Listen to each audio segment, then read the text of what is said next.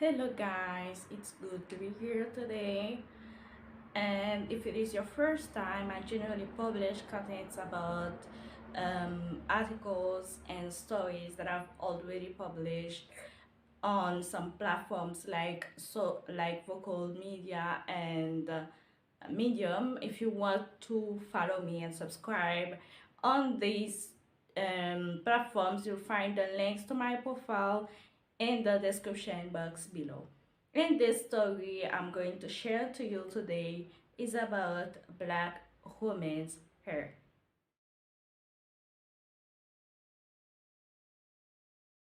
What is wrong about black women's hair?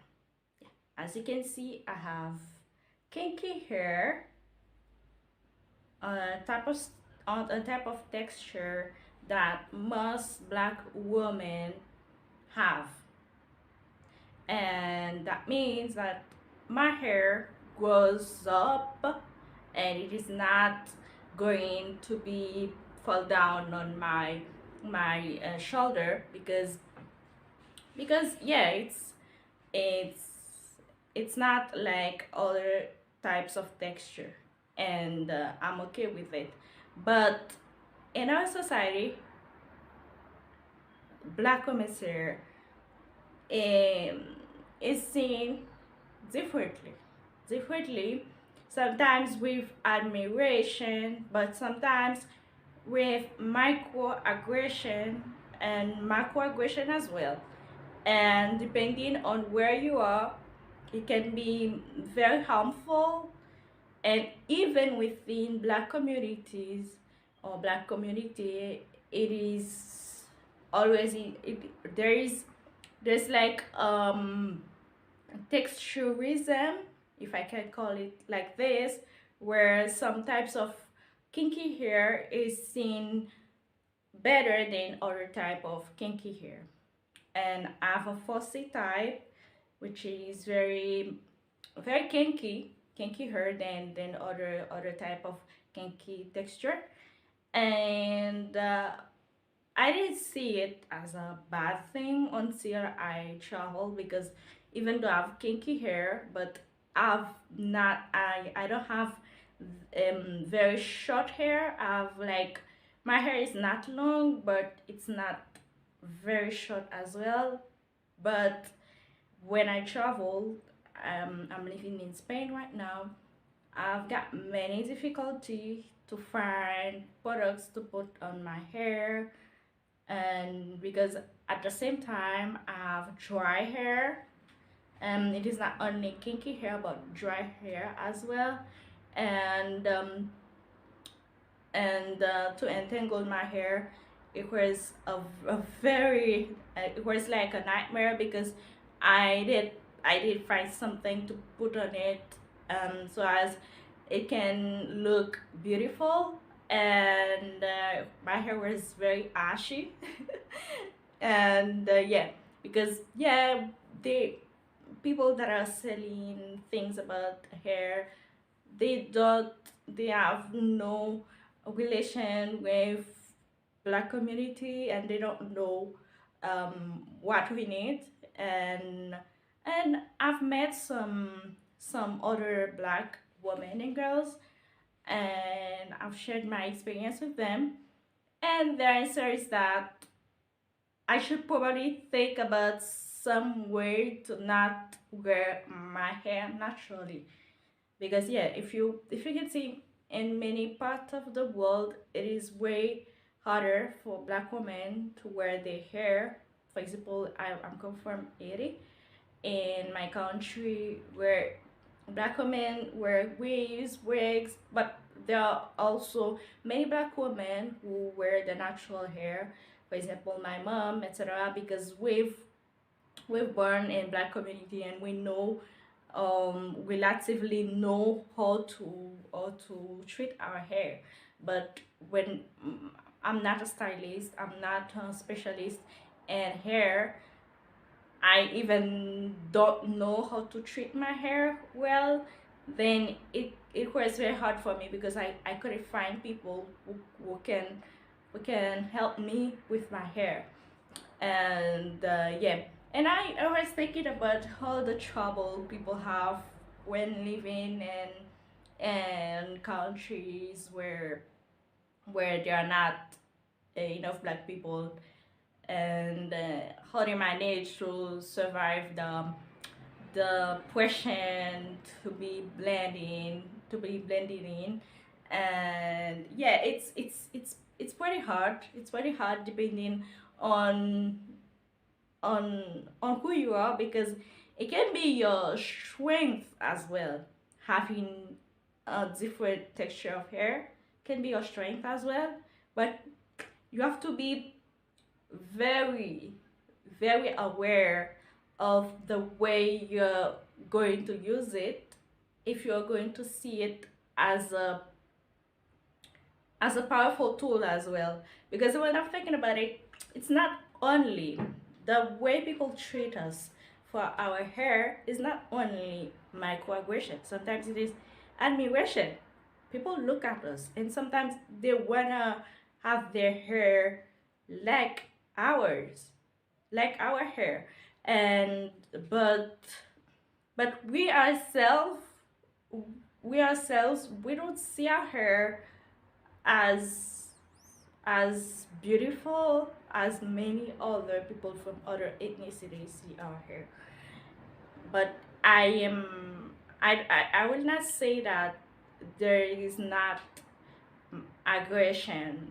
Yeah, there are many bad habits that some people from other communities have when they see black people's hair, like touching it, etc., which are bad, I think. But and if we were stronger, if we had more self-esteem, I think that we could have uh, used our hair like a very powerful tool. That's my thinking. Yeah, God is very amazing, and the subject is that a black woman's problem is not only about discrimination, it is also about low esteem. Because we've learned within our community that our hair is not presentable, we have to straighten it or to cover it up so as we can be seen as beautiful, so as we can be seen as professional. And sometimes people from other communities, they even see it as a thing as we see it ourselves, because most of them, many of them, are not educated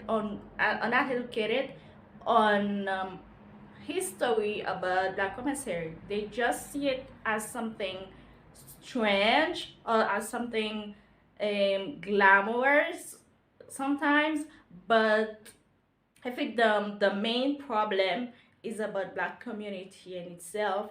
If we were much more united, and if we were stronger, if we were, yeah, the thing is about union. If we were more united and we knew our value, and it would have changed in some way, I think. Because nowadays we have many people from the black communities that are powerful, that have money, that could represent us better, I think. And yet it's like a difficult situation in which when a black person wears which is when a black person which is a certain position of power or a certain position of wealth, they seem to forget they were black. I don't know if I'm right, but it's something that I feel is that I get to this point. It's like I have to try as a cool to blend in the mainstream, um, in the mainstream society and the mainstream ideology, and they forget if they were black, if they are black, and that's a thing as well. And if we continue to see it like this, would never make progress, and this would affect people that are more unfortunate, that cannot progress as rapidly as many others, or people that have conditions that are more extreme than other black people. For example, for example, if their skin tone is is darker. For example, if they have kinkier hair. For example, if their hair is shorter, etc. And you'll see that the more you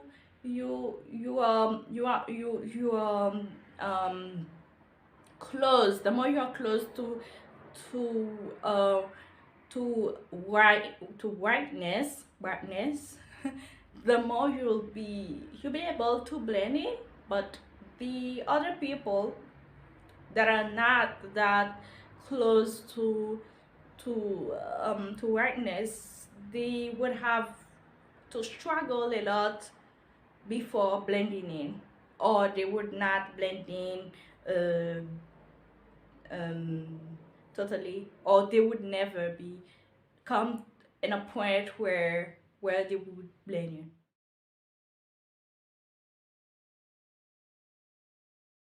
What inspired me to write about Black women's hair is that I published one story, an article as well, because it's like something, a mix of blogging and advice as well about job interview. And then I where I said the typical thing that most self-help contents talk about. You have to be confident, you have to be yourself, etc., etc.